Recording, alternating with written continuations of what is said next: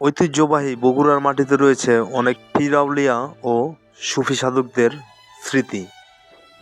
আজ আমরা জানব মহান সাধক হযরত শাহ সুলতান মাহমুদ বলখী রহমতুল্লাহের তার জীবন, তার কর্ম এবং তার মাজারের মাহাত্ম্য। অবশ্যই ভিডিওটি শেষ পর্যন্ত দেখবেন। আসুন শুরু করি আজকের ভিডিও।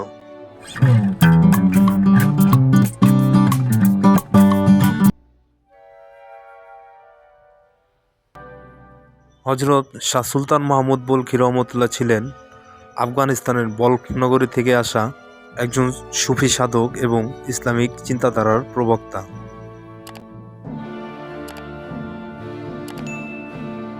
বগুড়ায় এসে তিনি সাধারণ মানুষের সঙ্গে মিশে ইসলামিক মূল্যবোধ প্রচার করতে থাকেন।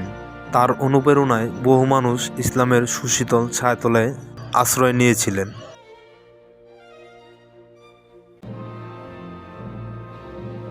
বগুড়ার প্রাণকেন্দ্র মহাস্থানগড়ে অবস্থিত তার মাজারটি এক ঐতিহাসিক নিদর্শন।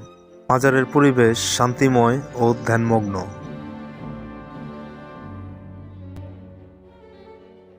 এখানে দূর দূরান্ত থেকে প্রতিদিন অসংখ্য দর্শনার্থী ও ভক্তরা আসেন দোয়া করতে এবং মানত রাখতে।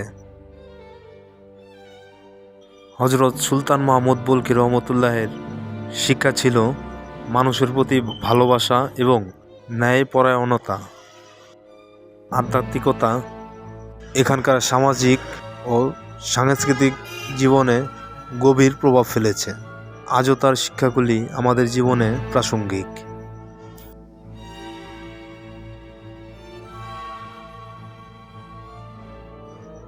হযরত সুলতান মাহমুদ বলখী রহমতুল্লাহের মাজার শুধু একটি ধর্মীয় স্থান নয়, এটি আধ্যাত্মিকতার এক বিশাল কেন্দ্র।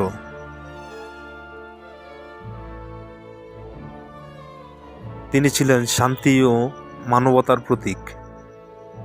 আসুন আমরা তার জীবনের আদর্শগুলো থেকে শিক্ষা গ্রহণ করি এবং তা আমাদের জীবনে বাস্তবায়ন করি।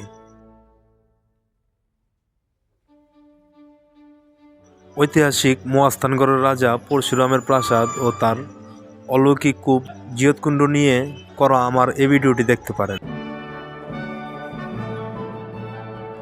ভিডিওটি ভালো লাগলে লাইক শেয়ার করতে ভুলবেন না। চ্যানেলটি অবশ্যই সাবস্ক্রাইব করবেন। দেখা হবে পরের ভিডিওতে অন্য কোনো ইতিহাসের পথে।